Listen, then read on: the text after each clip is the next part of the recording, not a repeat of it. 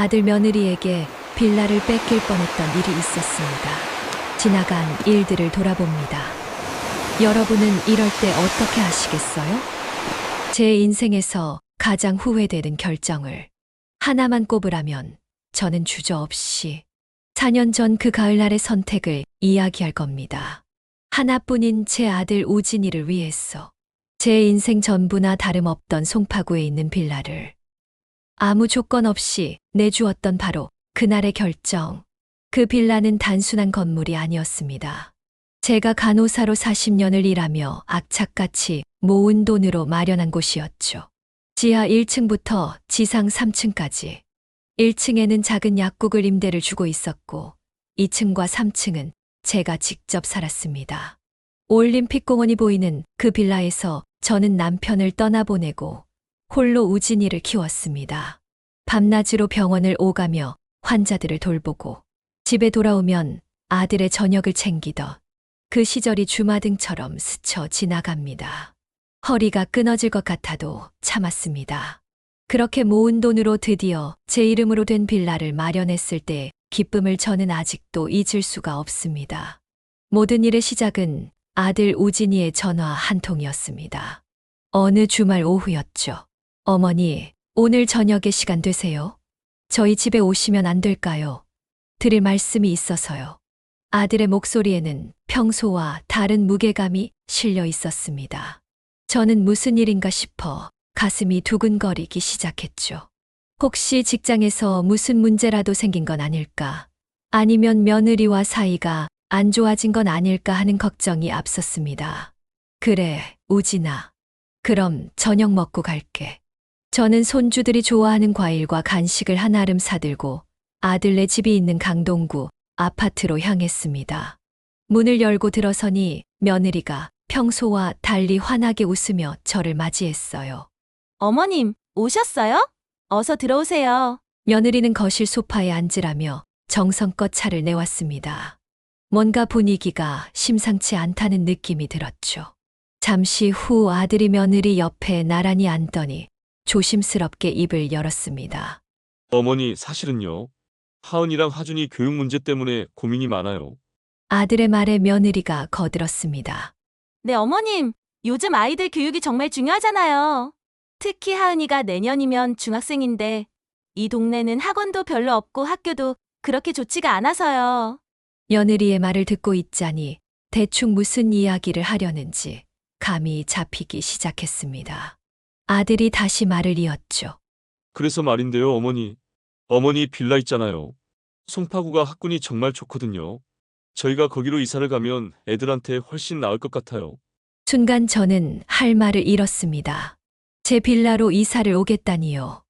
2층과 3층을 다 쓰고 있는 제가 어디로 가라는 말인지 이해가 되지 않았습니다. 그런데 우진아, 엄마는 어디서 살라고? 제 물음에 아들은 잠시 머뭇거리더니 이미 준비해 둔 듯한 대답을 내놓았습니다. 어머니도 이제 은퇴하셨잖아요. 서울 같은 복잡한 데 계시는 것보다 공기 좋은 시골에서 편하게 지내시는 게 어떠세요? 제가 충남 보령 쪽에 괜찮은 작은 집 하나 알아봤어요. 바다도 보이고 정말 조용하고 좋던데요. 며느리가 재빨리 노트북을 꺼내 들었습니다. 화면에는 보령의 한 전원주택 매물 사진이 떠 있었죠. 어머님, 여기 보세요. 정말 예쁘죠? 어머님 나이에는 에서 사시는 게 훨씬 건강에도 좋으세요. 서울은 공기도 안 좋고 시끄럽잖아요. 저는 그제야 깨달았습니다. 이들은 이미 다 계획을 세워놓고 저를 부른 거였어요. 제 의견을 묻는 것이 아니라 결정된 사실을 통보하려고요. 하지만 저는 거절할 수가 없었습니다. 손주들의 교육이 걸린 문제라는데 할머니가 어떻게 반대를 할 수 있겠어요? 더구나 우진이는 제 하나뿐인 아들이었습니다. 남편 없이 홀로 키운 아들이 부탁하는데 제가 어떻게 거절할 수 있었겠습니까? 그래, 알았다. 우진아, 내가 그렇게 원한다면 엄마가 보령으로 내려갈게. 너희 가족이 편하게 지내거라. 제 대답에 아들의 얼굴이 환하게 밝아졌습니다. 정말요, 어머니? 감사합니다. 역시 어머니밖에 없어요. 며느리도 거들었죠. 어머님, 정말 감사해요. 어머님 은혜 평생 잊지 않을게요. 하지만 그 말들은 모두 거짓이었습니다. 그때는 몰랐죠. 이들이 진심으로 감사해서가 아니라 제 재산을 빼앗고 손에 넣었다는 기쁨에 그렇게 말하는 거라는 것을요. 그렇게 저는 불과 한 달 만에 제 평생이 담긴 짐을 정리했습니다. 40년을 살았던 그 빌라를 떠나 낯선 보령으로 향하는 날 마지막으로 빌라를 둘러보는데 눈물이 핑 돌았습니다. 2층 거실 창문으로 보이던 올림픽 공원의 나무들, 아침마다 햇살이 들어오던 3층 안방, 우진이가 어릴 적 공부하던 작은 방까지 모든 공간에 제 추억이 배어 있었습니다. 손주들 교육을 위해서 잠시 집을 빌려준다 생각하고 저는 눈물을 훔치고 짐을 실은 차에 올랐습니다. 아들 가족의 행복을 위해서라면 이 정도 희생은 아무것도 아니라고 스스로를 다독였죠. 보령에 도착한 작은 전원주택은 생각보다 괜찮았습니다. 바다가 보이는 조용한 동네였고 집도 아담하니 깨끗했어요. 하지만 낯선 환경에 적응하는 것은 쉽지 않았습니다. 서울에서는 친한 친구들도 많았고 동네 사람들과도 익숙했는데 이곳에서는 아는 사람이 단 한 명도 없었죠. 저녁이 되면 텅 빈 집에서 혼자 밥을 먹으며 외로움이 밀려왔습니다. 그래도 처음 몇 달은 참을 만했습니다. 주말마다 아들이 손주들을 데리고 내려와 주었거든요. 할머니, 현관문을 열고 우르르 달려 들어오는 하은이와 하준이를 보면 그 어떤 외로움도 눈 녹듯 사라졌습니다. 저는 손주들을 꼭 껴안으며 그동안의 그리움을 달랬죠. 할머니, 보고 싶었어요. 나도 우리 강아지들 엄청 보고 싶었지. 하지만 그 행복도 오래가지 못했습니다. 하은이가 중학교에 들어가고 하준이도 학원에 다니기 시작하면서 아들 가족의 방문은 점점 뜸해졌습니다. 처음에는 한 달에 한두 번 오던 것이 2달에 한 번으로 줄어들더니 급기야 3달이 지나도록 연락이 없었습니다. 저는 영상통화로라도 손주들 얼굴을 보고 싶어 며느리에게 전화를 걸곤 했죠. 여보세요, 소희야. 우리 하은이랑 하준이 좀 바꿔줄래? 하지만 며느리의 대답은 언제나 똑같았습니다. 아, 어머님. 애들 지금 학원 갔어요. 요즘 진짜 바빠서 시간이 없어요. 그럼 학원 끝나고 통화할 수 있을까? 어머님, 학원 끝나면 밤 10시예요. 그때는 씻고 자야 해서요. 다음에 연락드릴게요. 하지만 며느리에게서 연락이 오는 법은 없었습니다. 저는 점점 불안해지기 시작했어요. 무언가 잘못되어 가고 있다는 느낌이 들었지만 구체적으로 무엇인지는 알 수 없었습니다. 그러던 어느 날 밤이었습니다. 잠이 오지 않아 뒤척이다가 핸드폰을 켜서 손주들 사진을 보고 있었죠. 그러다 문득 며느리가 예전에 자기는 유튜브를 한다고 했던 말이 떠올랐습니다. 저는 호기심에 며느리의 이름을 검색해 보았습니다. 그리고 그곳에서 제가 상상도 못했던 충격적인 장면을 마주하게 되었습니다. 화면 속 며느리는 환하게 웃으며 빌라 내부를 소개하고 있었습니다. 여러분, 오늘은 제가 최근에 매입한 빌라를 소개해 드릴게요. 송파구 올림픽공원 근처인데 위치가 정말 좋죠? 매입했다고요? 제 빌라를 며느리가 매입했다고 말하고 있었습니다. 저는 손이 떨려서 핸드폰을 제대로 잡을 수가 없었습니다. 영상은 계속 이어졌습니다. 며느리는 제가 살던 2층과 3층 곳곳을 카메라에 담으며 자랑스럽게 설명하고 있었죠. 이번에 대대적인 리모델링을 했는데요. 거의 5천만 원 정도 들어간 것 같아요. 저는 그 영상을 보며 온몸이 얼어붙는 것을 느꼈습니다. 이것은 시작에 불과했습니다. 앞으로 제게 더 큰 배신과 고통이 기다리고 있다는 것을 그때는 몰랐습니다. 손주들을 보고 싶은 마음과 며느리가 유튜브에 올린 영상에 대한 불안감이 뒤섞이며 저는 결심했습니다. 직접 빌라에 찾아가 보기로요. 다음 날 아침 저는 서울행 버스 첫 차에 몸을 씌웠습니다. 보령에서 서울까지는 3시간이 넘게 걸렸지만 손주들을 보고 싶은 마음과 불안한 마음이 뒤섞여 시간 가는 줄 몰랐습니다. 버스 안에서 저는 계속해서 어젯밤 본 영상이 떠올랐습니다. 며느리가 환하게 웃으며 제가 매입한 빌라라고 소개하던 그 장면이 눈에 아른거렸죠. 분명 뭔가 오해가 있을 거라고 스스로를 달랬습니다. 그래, 며느리가 말을 잘못한 거겠지. 직접 만나서 물어보면 다 설명이 될 거야. 하지만 제 마음 한구석에서는 불길한 예감이 계속 고개를 들었습니다. 오전 11시쯤 송파구에 도착했습니다. 익숙한 거리를 걸으며 빌라 쪽으로 향하는데 가슴이 두근거렸어요. 4년 만에 다시 보는 제 빌라는 외관부터 많이 달라져 있었습니다.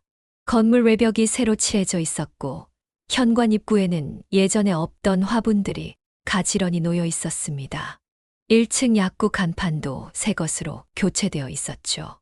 저는 2층으로 올라가는 계단을 천천히 올랐습니다. 초인종을 누르기 전에 잠시 심호흡을 했어요. 그리고 벨을 눌렀습니다. 딩동. 하지만 안에서는 아무런 반응이 없었습니다. 저는 다시 한번 벨을 눌렀죠. 이번에는 조금 더 길게 눌렀습니다. 딩동. 그때였습니다. 인터폰 스피커에서 짜증 섞인 목소리가 들려왔어요. 누구세요? 지금 촬영 중인데요. 며느리 소희의 목소리였습니다. 촬영 중이라니요? 저는 당황스러웠지만 최대한 밝은 목소리로 대답했습니다. 나야, 소희야. 어머니, 문 좀 열어줘. 인터폰 너머로 잠시 정적이 흘렀습니다. 그리고 며느리의 목소리가 다시 들려왔는데 이번에는 명백히 당황한 기색이었죠. 어머님이 왜 여기 오셨어요? 연락도 안 하시고요. 손주들 보고 싶어서 왔지. 일단 문 열어줘. 밖에 서 있기 힘드네. 하지만 문은 열리지 않았습니다. 며느리가 다시 말했어요. 어머님, 지금 정말 안 돼요. 제가 유튜브 촬영 중이라고요. 세팅 다 해놨는데 지금 문 열면 다 망가져요. 저는 어이가 없었습니다. 시어머니가 왔는데 유튜브 촬영이 더 중요하다는 말인가요? 그럼 촬영 끝나고 열어줄 수 있니? 잠깐만 기다릴게. 에휴, 어머님. 오늘 촬영 스케줄이 빡빡해서요. 적어도 3시간은 더 걸릴 것 같은데요. 다음에 미리 연락하고 오시면 안 될까요? 며느리의 말에 저는 할 말을 잃었습니다. 3시간을 문 밖에서 기다리라는 말인가? 아니, 그냥 다음에 오라고 돌려보내겠다는 건가? 소희야, 그래도 나 여기까지 왔는데 하은이랑 하준이 얼굴이라도 좀 보고 가야지. 애들은 학교 갔어요. 오후에나 와요. 어머님, 진짜 오늘은 안 돼요. 제발 이해해 주세요. 딸칵. 그 말을 끝으로 인터폰은 일방적으로 끊겼습니다. 저는 멍하니 문 앞에 서 있었습니다. 이것이 현실인지 꿈인지 구분이 되지 않았어요. 제 빌라 앞에서 제가 문전박대를 당하다니요. 그것도 유튜브 촬영 때문에요.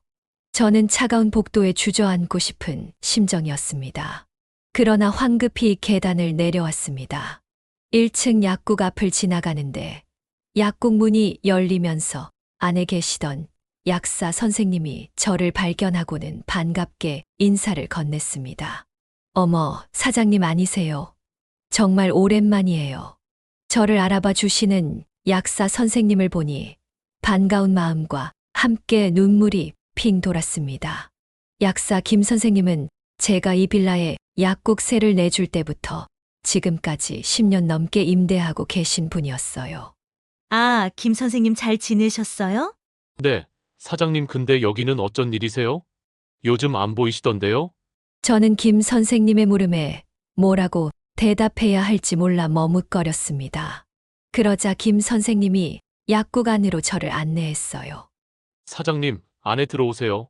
차라도 한잔 하시죠. 저는 김 선생님의 배려에 감사하며 약국 안으로 들어갔습니다. 따뜻한 차를 한 모금 마시자 그제야 정신이 좀 돌아오는 것 같았어요. 사장님, 혹시 위층 며느님하고 무슨 일 있으세요? 얼굴이 안 좋으신데요?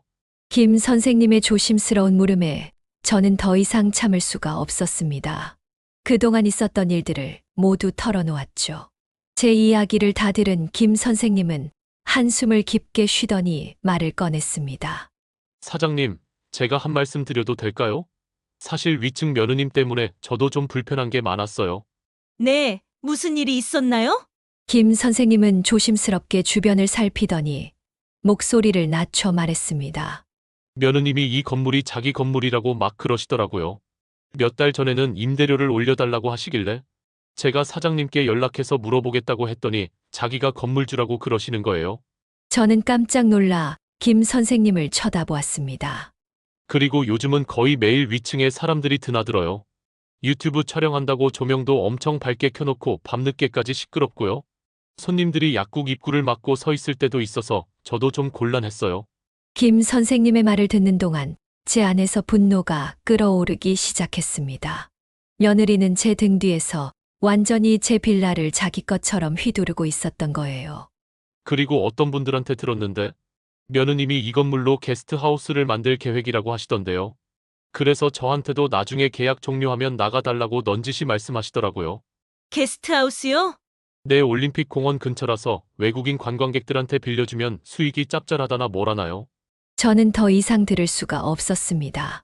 김 선생님께 인사를 하고 약국을 나왔습니다. 머릿속이 너무 복잡해서 정신을 차릴 수가 없었어요. 저는 집으로 돌아가는 버스 안에서 핸드폰을 꺼내 며느리의 유튜브 채널을 다시 찾아봤습니다. 어젯밤에는 한 영상만 봤는데 채널을 자세히 들여다보니 빌라 관련 영상이 여러 개 올라와 있었습니다. 저는 하나하나 영상을 확인하기 시작했어요. 그리고 그 안에서 제가 상상도 못했던 며느리의 거짓말들을 발견했습니다. 첫 번째 영상 제목은 이랬습니다. 30대 부부 송파 빌라 매입 후기. 영상 속 며느리는 자랑스럽게 말하고 있었죠. 저희 부부가 몇 년간 열심히 모아서 드디어 송파에 빌라를 매입했어요. 위치도 좋고 구조도 마음에 들어서 선택했는데요. 두 번째 영상은 5천만 원 들인 빌라 리모델링 과정이었습니다. 이번에 대대적으로 리모델링을 진행했어요. 거실 바닥도 새로 깔고 벽지도 다 바꾸고 주방도 완전히 새로 했죠. 비용이 생각보다 많이 들었는데 그래도 만족스러워요. 세 번째 영상 제목을 보는 순간 저는 핸드폰을 떨어뜨릴 뻔했습니다.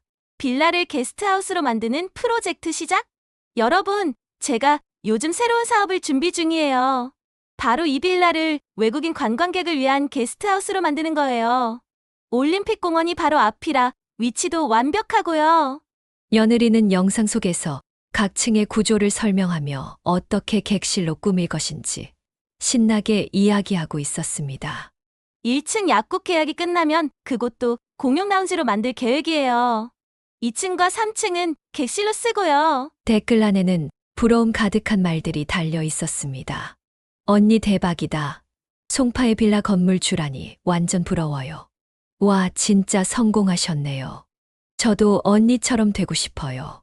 게스트하우스 사업 응원합니다. 그리고 그 댓글들 밑에 며느리가 답글을 달아놓았더군요. 감사해요. 남편이랑 정말 열심히 일해서 여기까지 왔어요. 노력하면 다 이룰 수 있어요. 저는 핸드폰 화면을 보며 몸이 부들부들 떨렸습니다. 이것은 단순한 거짓말이 아니었습니다.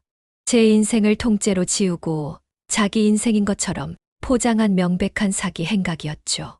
집에 도착하자마자 저는 떨리는 손으로 아들에게 전화를 걸었습니다. 당장이라도 따져 묻고 싶은 마음에 이성을 잃을 것 같았지만 간신히 참았어요. 여보세요, 우진아. 엄마, 무슨 일이에요? 아들의 목소리는 평소와 다름없이 태연했습니다. 나 오늘 빌라에 갔었어. 전화 너머로 아들이 잠시 숨을 멈추는 소리가 들렸습니다. 엄마, 갑자기 왜 거기를 가? 손주들 보고 싶어서 갔지. 그런데 소희가 문을 안 열어주더구나. 유튜브 촬영 중이라면서 말이야. 아들은 잠시 말이 없다가 대답했습니다. 아, 그게 소희가 요즘 유튜브를 좀 하거든. 촬영할 때는 집중해야 해서 그랬나 봐. 미안해요, 엄마. 우진아, 그것보다 내가 물어볼 게 있어.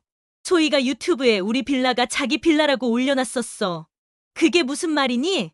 저는 최대한 차분하게 물었습니다. 아들의 대답을 기다리는 몇 초가 몇 시간처럼 느껴졌죠. 엄마, 그건 그냥 소희가 표현을 잘못한 거야. 시청자들이 이해하기 쉽게 그렇게 말한 거지 진짜 자기 빌라라고 생각하는 건 아니야. 그럼 리모델링은 5천만 원이나 들였다던데. 그건 또 뭐니?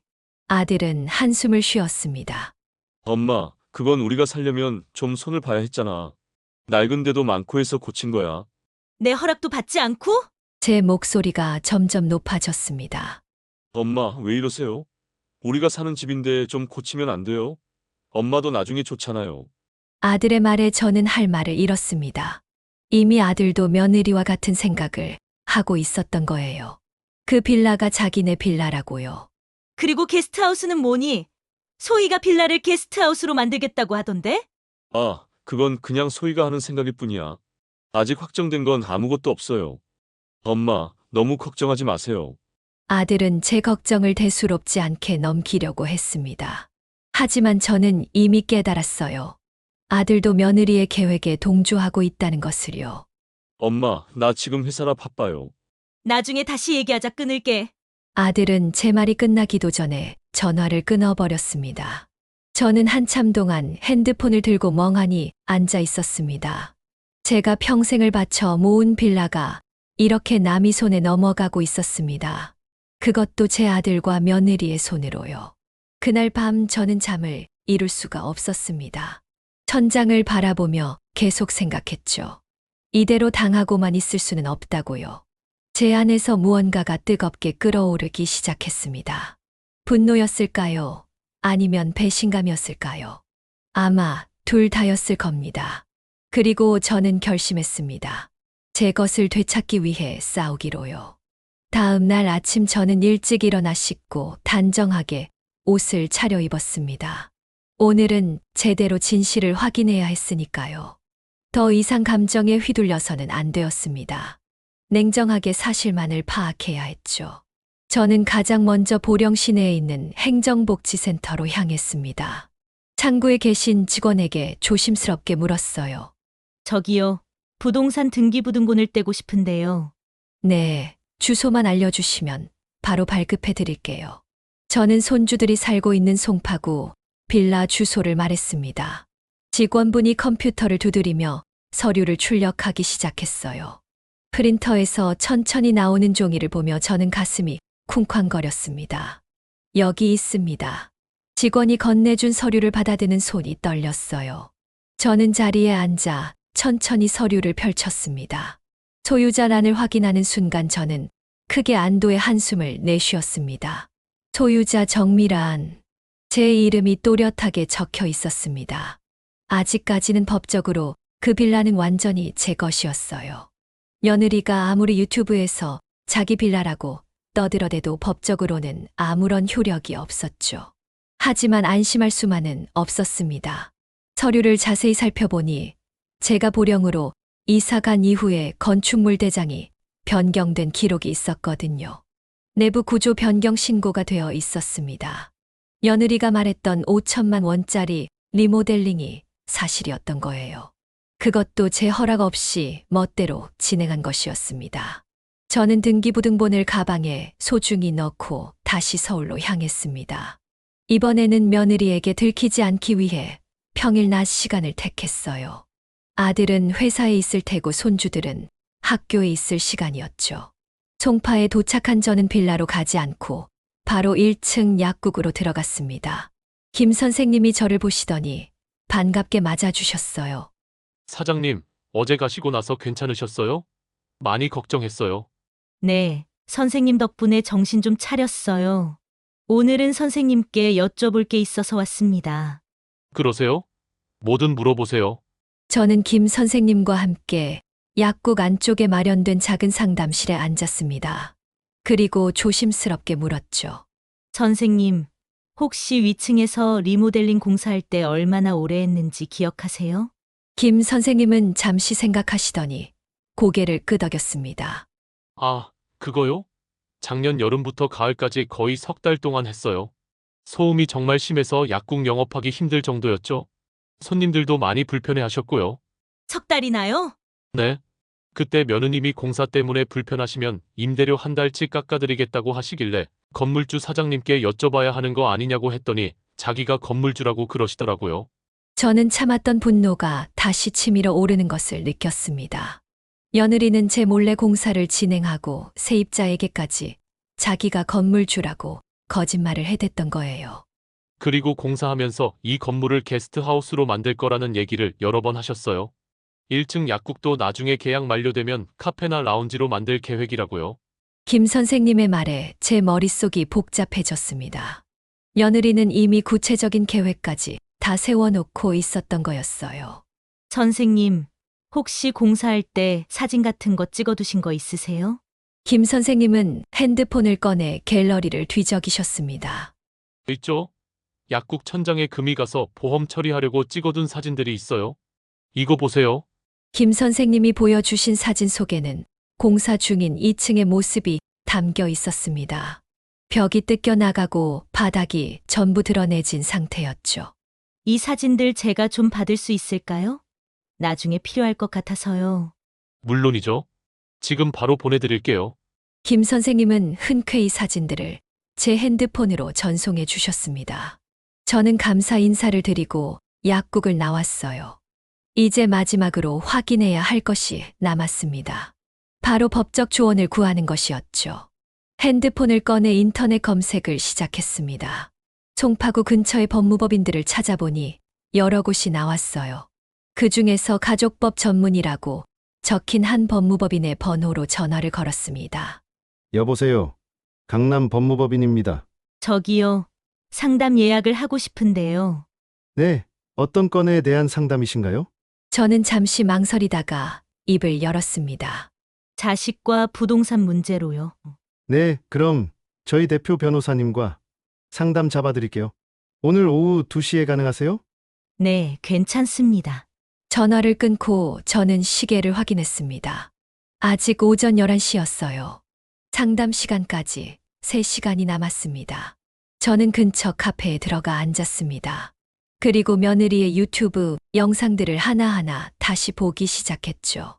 이번에는 감정적으로 보는 것이 아니라 증거를 수집하는 마음으로 봤습니다.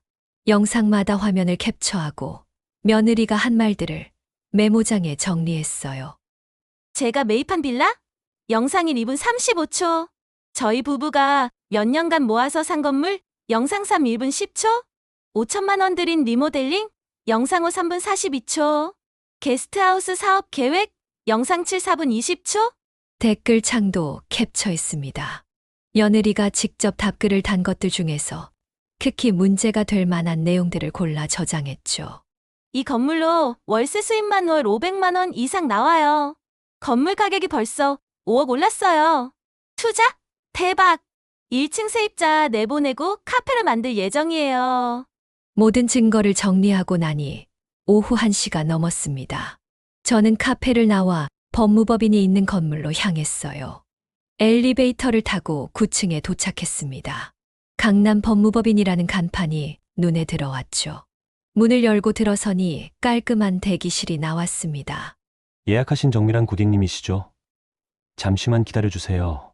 젊은 직원이 저를 안내했습니다. 잠시 후 상담실 문이 열리며 40대 후반으로 보이는 여성 변호사가 나왔어요. 안녕하세요. 저는 이 법무법인 대표 변호사 최은정입니다.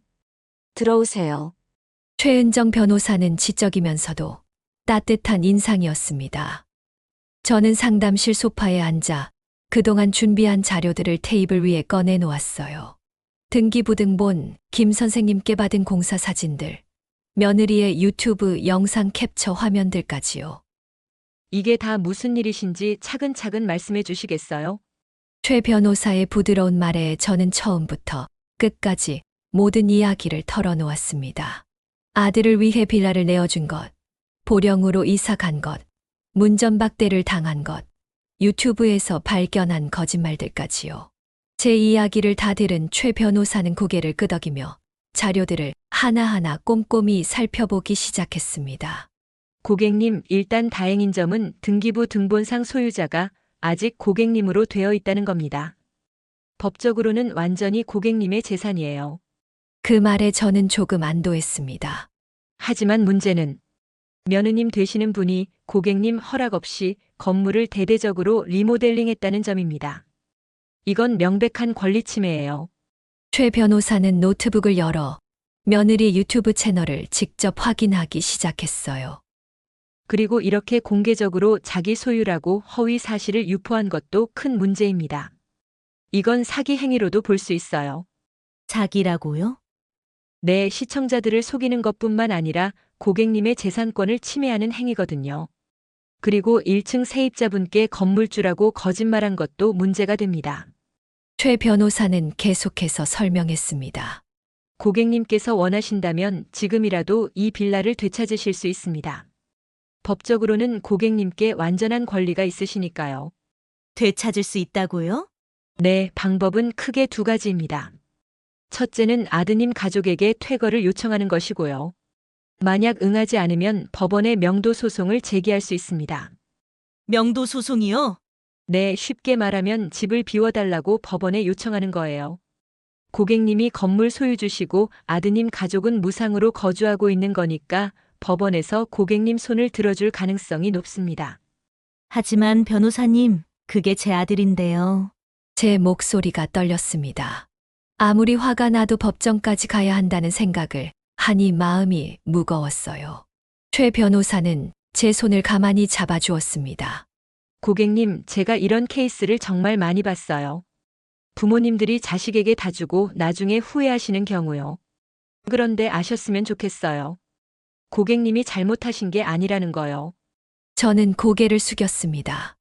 고객님의 아드님과 며느님이 고객님의 선의를 악용한 겁니다. 고객님은 빌려주신 거예요. 그냥 주신 게 아니라요. 그런데 이분들은 마치 자기 것이냥 행동하고 있잖아요. 최 변호사의 말에 저는 고개를 끄덕였습니다. 그리고 또 하나 방법이 있습니다. 아예 이 빌라를 매각하시는 거예요. 매각이요? 내 송파구 올림픽 공원 근처면 입지가 정말 좋은 곳이잖아요.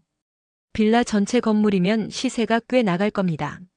매각하시고 고객님은 고객님 인생을 사시는 거죠. 저는 잠시 생각에 잠겼습니다. 빌라를 파는 것. 그것은 제 인생의 전부를 정리하는 일이기도 했으니까요. 하지만 동시에 머릿속이 맑아지는 느낌이었습니다. 그래요. 왜 제가 계속 상처받으며 살아야 하나요? 제 것을 지키는 게 잘못인가요? 변호사님, 제가 한 가지 더 여쭤보고 싶은 게 있어요. 네, 말씀하세요. 만약에 제가 빌라를 팔면 며느리가 한리모델링 비용은 어떻게 되나요? 나중에 저한테 돈 달라고 하는 거 아닌가요? 최 변호사는 고개를 저었습니다. 절대 아닙니다. 건물주의 허락 없이 임의로 리모델링을 한 경우 그 비용을 건물주에게 청구할 수 없어요. 오히려 고객님이 원상복구를 요청할 수도 있습니다. 정말요? 네, 그러니까 걱정하지 마세요. 며느님이 아무리 돈을 많이 들였어도 그건 며느님 손해예요. 최 변호사의 말에 저는 비로소 제 안에 있던 마지막 걱정이 사라지는 것을 느꼈습니다. 변호사님, 저 결심했어요. 빌라를 팔겠습니다. 좋은 결정이십니다. 제가 모든 법적 절차를 도와드리겠습니다. 상담을 마치고 나오는 길, 저는 어깨가 한결 가벼워진 것을 느꼈습니다. 이제 더 이상 혼자가 아니었어요. 제 편에 서서 저를 지켜줄 전문가가 생긴 거였으니까요. 그날 저녁 집으로 돌아온 저는 오랜만에 편안한 마음으로 잠자리에 들 수 있었습니다. 싸움은 이제 시작이었지만 저는 더 이상 두렵지 않았어요. 최은정 변호사와의 상담을 마친 다음 날, 저는 아침 일찍 서울로 향했습니다.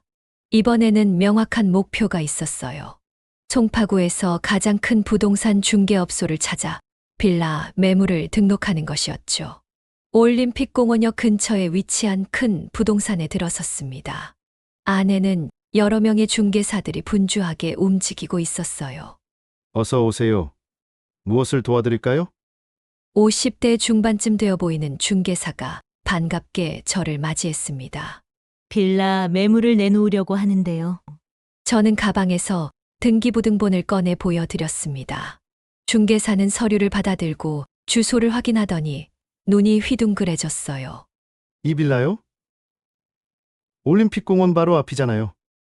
이 동네에서 빌라 전체 건물은 정말 귀한 물건인데요. 네. 그래서 시세가 어느 정도 될지 궁금해서요. 중개사는 컴퓨터로 최근 거래 내역들을 검색하기 시작했습니다. 요즘 이 동네 시세가 많이 올랐어요. 빌라 전체 건물이면 대략 25억에서 27억 정도 받으실 수 있을 것 같은데요. 1층에 약국 임대 수익도 있으니까 투자자들이 좋아할 만한 물건이에요. 25억이요? 저는 깜짝 놀랐습니다. 제가 20년 전에 매입했을 때는 6억이었는데 그 사이 이렇게나 올랐다니요. 네. 사장님 좋은 타이밍이세요. 지금 송파구가 재개발 얘기도 나오고 있어서 빌라 건물 찾는 투자자들이 많거든요. 그럼 매물 등록 부탁드립니다. 빨리 파는 것보다는 제값 받는 게 중요해요. 알겠습니다. 그런데 사장님, 혹시 지금 그 빌라에 누가 살고 있나요? 제 아들 가족이 살고 있습니다. 중개사는 잠시 난처한 표정을 지었습니다. 아, 그러시구나.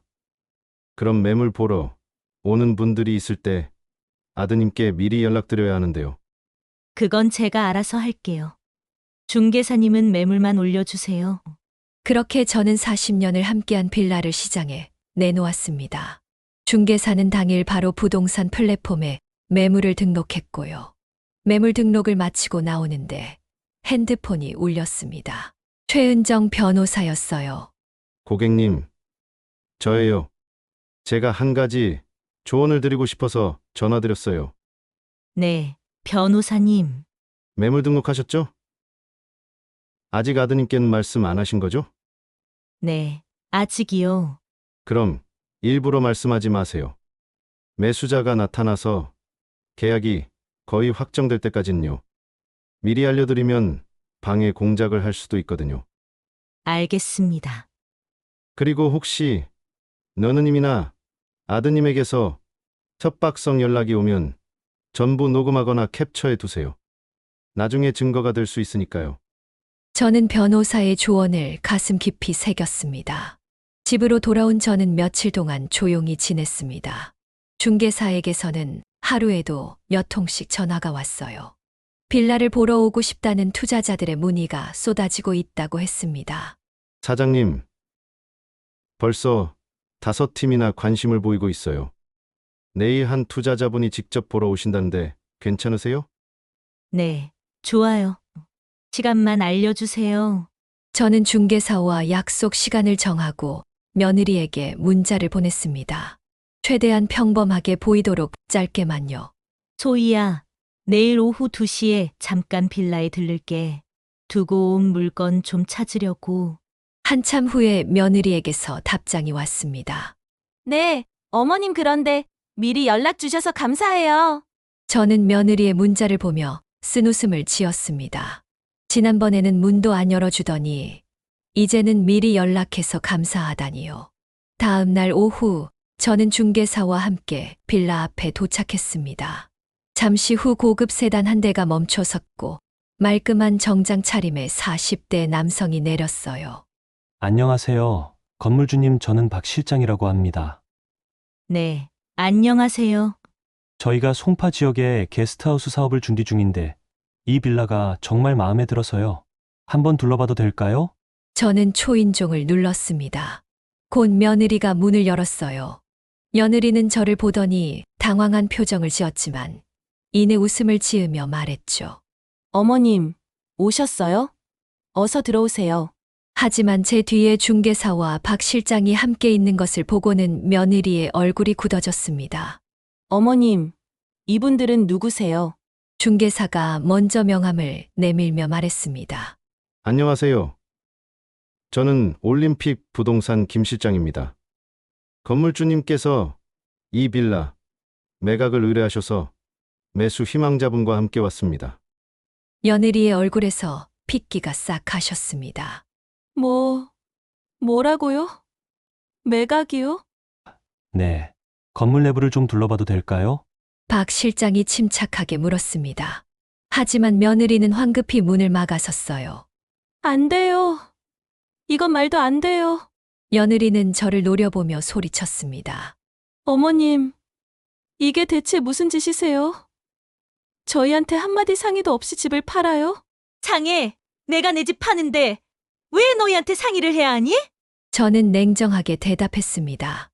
며느리는 말문이 막힌 듯 저를 빤히 쳐다보았죠. 저기, 죄송한데요. 지금 당장은 좀 곤란할 것 같아요. 집안 정리도 안 돼 있고요. 며느리가 중개사에게 애원하듯 말했습니다. 저는 며느리를 지나쳐 안으로 들어섰어요.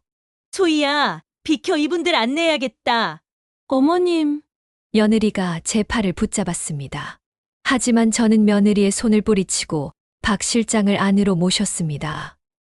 2층과 3층을 둘러보는 동안 박 실장은 계속 고개를 끄덕이며 만족스러워했어요. 구조가 정말 좋네요. 게스트하우스로 만들기 딱 좋은 구조로 되어 있습니다. 감사합니다. 1시간 정도 둘러보고 나서 박 실장이 말했습니다. 건물주님, 제가 긍정적으로 검토해 보겠습니다. 빠르면 이번 주 안으로 연락드릴게요. 그들이 떠나고 나자 며느리가 저에게 달려들었습니다. 어머님, 정말 집을 파시려는 거예요? 저희는 어떡하라고요? 너희는 너희가 알아서 해야지. 나는 내 집 팔 거야. 어머님, 저희가 여기 들인 돈이 얼마인데요? 5천만 원 넘게 리모델링 했다고요. 내 허락도 없이 한 거잖아. 그건 내가 할 바 아니야. 저는 단호하게 말하고 빌라를 나섰습니다. 뒤에서 며느리가 울먹이는 소리가 들렸지만 저는 뒤돌아보지 않았어요. 그날 저녁 아들에게서 전화가 왔습니다. 엄마, 이게 무슨 짓이야? 집을 판다고요? 우리 가족 길바닥에 내쫓으려고 하는 거예요? 아들의 목소리는 분노로 가득 차 있었습니다. 우진아, 그 집은 원래 내 거야. 너희한테 빌려준 거지 준 게 아니라고. 빌려준 거? 엄마가 우리 보고 여기 살라고 했잖아. 그래, 살라고 했지. 내가 너한테 준다고 했니? 그리고 너희는 내 집을 너희 집이라고 거짓말하고 다녔잖니. 그건 소희가 그냥 표현을 잘못한 거라니까. 표현을 잘못한 게 아니야. 계획적으로 거짓말을 한 거지. 게스트하우스 사업은 또 뭐니? 1층 약국 세입자 쫓아내려고 한 것도 다 알아. 전화 너머로 아들이 할 말을 잃은 것 같았습니다. 엄마, 우리 정말 열심히 살았어. 하은이, 하준이 교육비며 생활비며 다 우리가 벌어서 감당했다고요. 엄마한테 손 한 번 안 벌렸잖아요. 그래, 그건 잘했어. 그건 당연한 것 아니야? 그런데 그게 내 집을 가져갈 이유가 되니? 너희는 너희 돈으로 너희 집을 사야지. 엄마가 어떻게 이럴 수가 있어? 나 엄마 아들이야. 내가 먼저 나를 엄마로 안 봤잖아. 문도 안 열어주고 유튜브에 거짓말 올리고 이제 와서 아들이라고 하지 마. 저는 전화를 끊어버렸습니다. 가슴이 미어지는 것 같았지만 더 이상 물러설 수 없었어요. 며칠 후 박 실장에게서 연락이 왔습니다. 건물주님, 저희가 매입하고 싶습니다. 계약 진행하시겠어요? 네, 좋습니다. 저는 곧바로 최은정 변호사에게 연락했습니다. 변호사는 계약서를 꼼꼼히 검토하고 특약 사항을 추가했어요. 일주일 후 계약이 체결되었습니다. 그 순간 저는 돌이킬 수 없는 강을 건넜다는 것을 느꼈습니다. 계약서 사본을 들고 저는 최 변호사 사무실로 갔습니다. 이제 아드님 가족에게 정식으로 명도 통보를 해야 합니다. 내용 증명으로 보내는 게 좋겠어요. 변호사는 명도 통보서를 작성하기 시작했습니다. 정우진, 박소희 귀하. 법적인 내용을 작성하고 기한 내 명도하지 않을 시 법적 조치를 취할 것임을 통보합니다. 다음 날 아들 집으로 내용 증명이 발송되었습니다. 그리고 바로 일주일 후 제 집 앞에 택배 상자 하나가 배달되었어요. 발신인은 며느리 박소희였습니다. 상자를 열어보니 두툼한 서류 봉투가 들어 있었죠. 저는 서류를 꺼내 읽기 시작했습니다. 그리고 눈을 의심했어요. 청구인 박소희는 피청구인 정미란에게 다음과 같이 청구함. 건물 리모델링 비용 5,200만 원, 게스트하우스 사업 준비 비용 1,500만 원, 합계 6,700만 원을 즉시 지급할 것.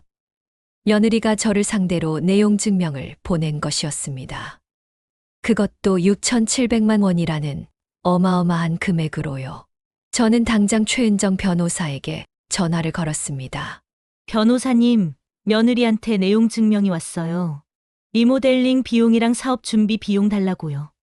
변호사는 제 말을 듣고 피식 웃었습니다. 예상했던 일이에요. 걱정하지 마세요. 그 청구는 법적 근거가 전혀 없어요. 무시하셔도 됩니다. 정말요? 네, 오히려 저쪽이 실수를 한 거예요. 이렇게 증거를 남겨주셨으니 나중에 재판 가면 유리하죠. 하지만 며느리는 포기하지 않았습니다. 그날 이후로 하루에도 수십 통씩 제게 문자를 보내기 시작했어요. 어머님, 제발 다시 생각해 주세요. 저희 정말 갈 곳이 없어요. 어머님이 어떻게 하으니 하준이를 길바닥에 내쫓으실 수 있어요? 처음에는 애원하는 톤이었지만 점점 협박조로 바뀌어 갔습니다. 이러시면 손주들 절대 못 보실 줄 아세요. 어머님 때문에 우리 가족이 무너지면 평생 후회하실 거예요. 법정까지 가면 어머님 주변 사람들이 다 알게 될 텐데 부끄럽지도 않으세요? 저는 모든 문자를 캡처해서 최 변호사에게 전송했습니다. 변호사는 계속 증거를 모으라고 조언했죠. 그리고 한 달 후 제게 법원에서 서류가 한 통 날아왔습니다. 며느리가 저를 상대로 민사소송을 제기한 것이었어요. 하지만 저는 더 이상 두렵지 않았습니다. 제 옆에는 최은정 변호사가 있었고 법은 제 편이었으니까요. 전쟁은 이제 본격적으로 시작되었습니다. 박 실장과의 계약은 빠르게 진행되었습니다. 계약서에 도장을 찍는 순간 제 손이 떨렸어요. 40년을 함께한 빌라와의 이별이었으니까요. 계약금 3억 2천만 원이 제 통장으로 입금되었습니다. 빌라 매매가는 32억이었어요. 원래는 1개월 후 잔금을 치르고 집을 넘겨받는 것이 원칙이지만 박 실장을 통해 매수인과 협의한 결과 3개월의 유예 기간을 받았습니다. 아들 가족이 이사할 시간을 주기 위해서였어요. 최은정 변호사가 명도 통보서를 작성했습니다. 빌라가 매각되었으니 3개월 안에 집을 비우라는 내용이었죠. 며칠 후 등기 우편으로 아들 집에 발송되었습니다. 저는 보령집에서 조용히 기다렸습니다. 분명 아들이 연락을 해올 거라고 생각했어요. 하지만 사흘이 지나도 아무 소식이 없었습니다. 너무 조용했어요. 나흘째 되던 오후였습니다. 제가 텃밭에서 상추를 따고 있는데 낯선 차 한 대가 집 앞에 멈춰 섰어요. 아들 우진이었습니다. 차에서 내린 아들의 얼굴은 상해 있었고 눈은 충혈되어 있었습니다. 보령까지 3시간을 운전해 온 모양이었어요. 저는 아들을 집 안으로 안내했습니다. 거실 소파에 앉은 아들은 한참 동안 말이 없었어요. 저는 물 한 잔을 따라 아들 앞에 놓았습니다. 아들이 가방에서 명도 통보서를 꺼내 테이블 위에 올려놓았어요. 엄마, 집을 정말 파신 거예요? 응, 팔았어. 어떻게 저희한테 한마디 상의도 없이요? 아들의 목소리가 점점 커졌습니다. 내 집인데 왜 너희한테 상의를 해야 하니? 저는 조용히 타일렀어요. 잠시 침묵이 흘렀습니다. 아들은 고개를 숙인 채 말했습니다. 3개월은 너무 짧다고, 전세금도 마련해야 하고 애들 학교 문제도 있다고 했어요. 저는 단호하게 대답했습니다. 그건 내가 해결할 문제라고요. 그때 아들이 고개를 들어 저를 바라보았습니다. 엄마, 솔직히 말씀드릴게요. 어차피 나중에는 제 거잖아요. 저는 순간 귀를 의심했습니다. 엄마 돌아가시면 저한테 상속되는 거잖아요. 그걸 좀 일찍 받는 거랑 뭐가 달라요? 왜 굳이 팔아서 남한테 넘기세요? 그 말을 듣는 순간 제 안에서 무언가가 뚝 하고 끊어지는 소리가 들렸습니다. 제가 평생 사랑했던 아들이 제 재산만 바라보고 있었던 거예요. 제가 살아있든 말든 상관없이 말입니다. 정우진, 내가 지금 무슨 말을 하는지 알아? 제 목소리가 떨렸습니다. 아들은 당황한 표정으로 변명을 늘어놓았지만 이미 늦었어요. 저는 자리에서 벌떡 일어났습니다. 나가! 더 이상 할 말 없다! 아들은 한참을 망설이다가 일어섰습니다. 현관문을 나서며 마지막으로 한마디를 던졌어요. 엄마, 저희는 안 나갈 겁니다. 끝까지 버틸 거예요. 문이 닫히고 아들의 차가 멀어졌습니다. 저는 한참을 현관 앞에 서 있었어요. 석양이 지고 있었습니다. 그날 밤 저는 잠을 이룰 수가 없었습니다. 아들의 말이 계속 귓가에 맴돌았어요. 어차피 나중에는 제 거라는 그 말이요. 다음 날 아침 최은정 변호사에게 전화를 걸었습니다. 아들이 안 나가겠다고 했다고 말했어요. 변호사는 예상했던 일이라며 걱정하지 말라고 했습니다. 법은 건물 소유주인 제 편이라고요. 시간이 흘렀습니다. 한 달이 지나고 2달이 지났어요. 명도 기한이 점점 다가왔지만 아들 가족은 집을 비울 준비를 전혀 하지 않았습니다. 드디어 명도 기한 당일이 되었습니다. 저는 아들에게 전화를 걸었습니다. 수화기 너머로 아들의 목소리가 들렸어요. 엄마, 저희 안 나갈 거예요. 끝까지 버틸 겁니다. 전화는 일방적으로 끊겼습니다. 저는 천천히 핸드폰을 내려놓았습니다. 창밖을 바라보니 해가 지고 있었어요. 명도 기한이 완전히 지나가는 순간이었습니다. 최은정 변호사에게 전화를 걸었습니다. 목소리를 최대한 침착하게 유지하며 말했어요. 변호사님, 애들이 안 나가고 있습니다. 강제 집행 신청해 주세요. 변호사는 알겠다고 했습니다. 내일 아침 바로 법원에 신청하겠다고요. 저는 전화를 끊고 소파에 깊이 앉았습니다. 이제 정말로 돌이킬 수 없는 마지막 단계로 들어서는 것이었어요. 제 손으로 제 아들을 집 밖으로 내보내야 하는 순간이 다가오고 있었습니다. 가슴이 미어졌지만 저는 더 이상 물러설 수 없었습니다. 이것은 제 인생을 되찾기 위한 마지막 싸움이었으니까요. 강제 집행 날짜가 잡혔습니다. 법원에서 통보가 왔어요. 2주 후 오전 10시였습니다. 저는 그날을 손꼽아 기다리면서도 두려웠습니다. 하지만 이제는 끝을 내야 했어요. 강제 집행 전날 밤, 저는 보령에서 서울로 올라왔습니다. 송파구 근처 작은 여관에 짐을 풀고 창밖을 바라보았어요. 잠이 오지 않았습니다. 다음 날 아침 9시, 저는 최은정 변호사와 함께 빌라 앞에 도착했습니다. 이미 집행관 차량과 이사짐센터, 트럭 2대가 대기하고 있었어요. 경찰차도 한 대 서 있었습니다. 집행관은 50대 중반쯤 되어 보이는 무표정한 남자였습니다. 서류와 신분증을 확인하더니 시계를 보았어요. 10시 정각까지 기다리는 모양이었습니다. 시간이 천천히 흘렀습니다. 9시 50분, 55분, 58분. 제 심장은 쿵쾅거렸어요. 10시 정각이 되었습니다. 집행관이 일행을 이끌고 2층으로 올라갔습니다. 저도 뒤따라 올라갔어요. 초인종이 울렸지만 안에서는 아무 반응이 없었습니다. 집행관이 큰 소리로 강제 집행을 집행한다고 외쳤습니다. 안에서 며느리의 목소리가 들렸어요. 문을 열지 않겠다고 소리쳤습니다. 집행관은 표정 하나 변하지 않았습니다. 자물쇠 전문가가 공구를 꺼내 문고리를 만지기 시작했어요. 채 1분도 안 돼서 문이 열렸습니다. 안에서는 며느리가 현관을 막아서고 있었어요. 뒤에는 아들 우진이가 서 있었습니다. 두 사람 모두 잠옷 차림이었어요. 며느리가 소리를 지르며 저항했지만 소용없었습니다. 집행관은 차분하게 강제 집행을 시작한다고 통보했어요. 며느리는 주저앉으며 울기 시작했습니다. 아들은 멍하니 서 있을 뿐이었어요. 이사짐센터 직원들이 안으로 들어갔습니다. 거실 소파가 제일 먼저 나왔어요. 이어서 식탁, TV, 냉장고가 차례로 밖으로 나왔습니다. 며느리가 집행관에게 달려들었지만 경찰관이 제지했습니다. 며느리는 바닥에 주저앉아 울부짖었어요. 짐 반출은 빠르게 진행되었습니다. 직원들은 익숙한 손놀림으로 가구와 짐을 트럭에 싣었어요.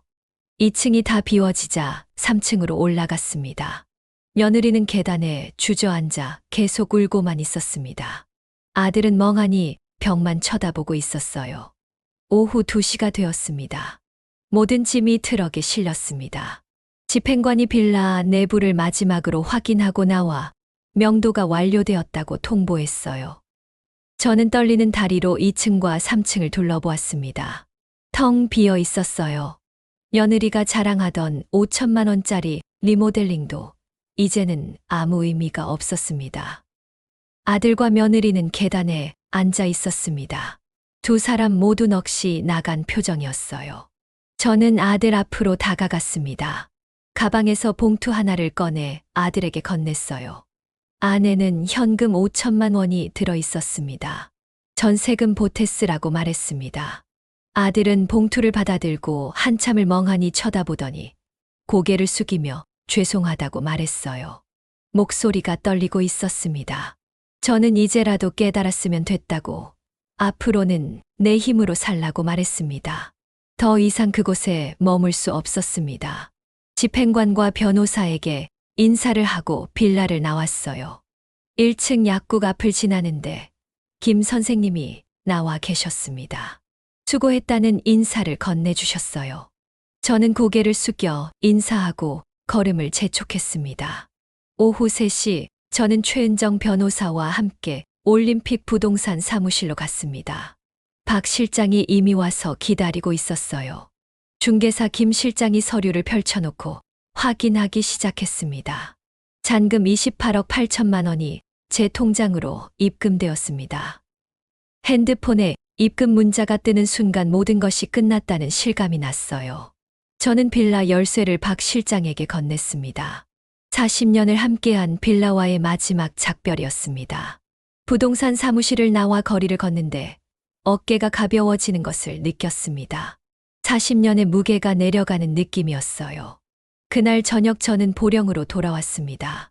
집에 도착하니 온몸에 힘이 풀렸어요. 소파에 앉아 창밖을 바라보았습니다. 바다가 고요하게 빛나고 있었어요. 싸움은 끝났습니다. 이제 제 인생이 다시 시작되는 것이었습니다. 강제 집행이 끝나고 시간이 흘렀습니다. 처음 몇 달은 조용했어요. 아들에게서도 며느리에게서도 연락이 없었습니다. 손주들 목소리도 들을 수 없었죠. 가슴이 아팠지만 저는 참았습니다. 저는 보령에서 새로운 일상을 만들어갔습니다. 아침에는 바닷가를 산책했어요. 파도 소리를 들으며 걷다 보면 마음이 편안해졌습니다. 통장에는 29억이 들어 있었습니다. 빌라 매각 계금에서 세금과 수수료를 제외하고 남은 금액이었어요. 아들에게 준 5천만 원을 빼면 28억 5천만 원이 제 것이었습니다. 저는 은행에 가서 재무상담을 받았습니다. 20억은 정기예금에 넣고 5억은 배당형 펀드에 넣었어요. 나머지는 자유롭게 쓸 수 있도록 했습니다. 매달 250만 원 정도가 이자와 배당으로 나온다고 했어요. 이제 죽을 때까지 돈 걱정 없이 살 수 있게 되었습니다. 시장에 가서 비싼 과일도 사고 맛있는 반찬도 실컷 샀어요. 예전에는 아까워서 못 샀던 것들이었습니다. 동네 노인정에도 다니기 시작했습니다. 저처럼 혼자 사시는 어르신들이 많았어요.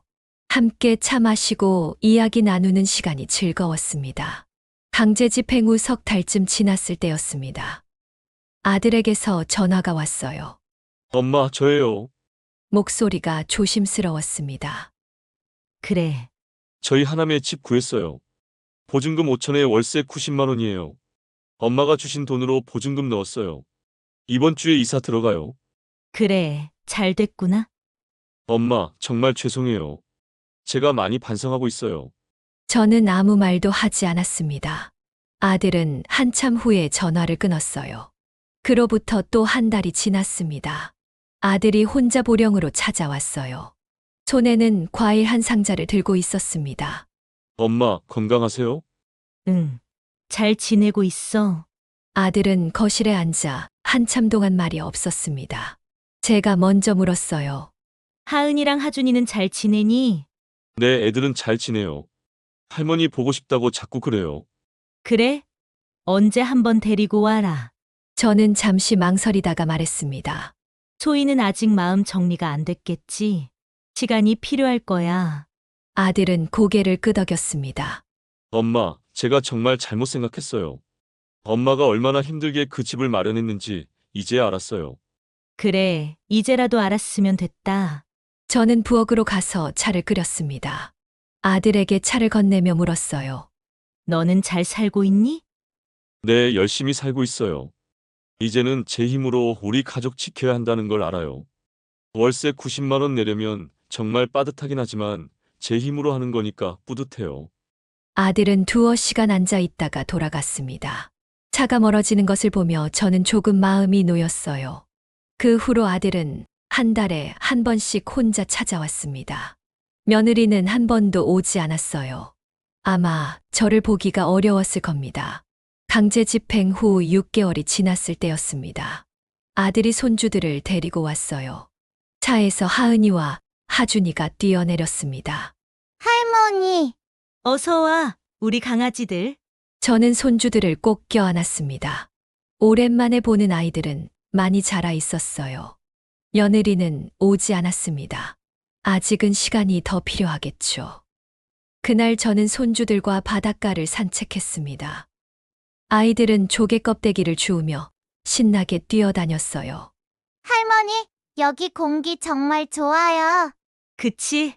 할머니는 여기서 행복하게 살고 있단다. 하은이가 제 손을 꼭 잡았습니다. 할머니, 우리 자주 올게요. 그래, 언제든지 오너라. 손주들과 시간을 보내고 아들 가족은 서울로 돌아갔습니다. 저는 그것으로 충분했습니다. 모든 게 예전처럼 돌아갈 수는 없었어요. 하지만 조금씩 나아지고 있었습니다. 1년이 지났습니다. 저는 보령에서 완전히 새로운 삶을 살고 있었어요. 노인정 친구들과 함께 여행도 다니고 취미 생활도 시작했습니다. 서예를 배우기 시작했는데 생각보다 재미있었어요. 매달 나오는 이자로 여유롭게 생활했습니다. 아들에게 손 벌릴 필요도 없었고 눈치 볼 일도 없었어요. 어느 날 노인정 친구가 물었습니다. 정 선생님은 얼굴이 참 밝으세요. 무슨 좋은 일 있어요? 저는 웃으며 대답했습니다. 제가 제 인생을 되찾았거든요. 그날 저녁 저는 일기를 썼습니다. 1년 전 오늘 강제 집행이 있었다. 그때는 가슴이 찢어지는 것 같았다. 하지만 지금 돌이켜보면 그것은 제 인생에서 가장 잘한 결정이었다. 이제 저는 누구 눈치 보지 않고 제가 원하는 대로 살고 있다. 손주들도 가끔 만나고 있다. 며느리와는 소원하지만 괜찮다. 시간이 해결해 줄 것이다. 중요한 것은 제가 제 자존감을 지켰다는 것이다. 펜을 놓고 창밖을 바라보았습니다. 별이 빛나고 있었어요. 69년을 살면서 이렇게 마음이 편한 적이 없었던 것 같습니다. 가족이라는 이름으로 희생을 강요당할 필요는 없었습니다. 엄마도 한 사람의 인간으로서 존중받을 권리가 있었어요.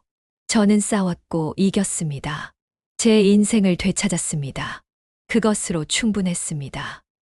여러분도 비슷한 경험 있으신가요? 혹시 주변에 이런 어르신 계신가요? 댓글로 여러분의 이야기를 들려주세요. 이 영상이 도움이 되셨다면 좋아요와 구독 부탁드립니다.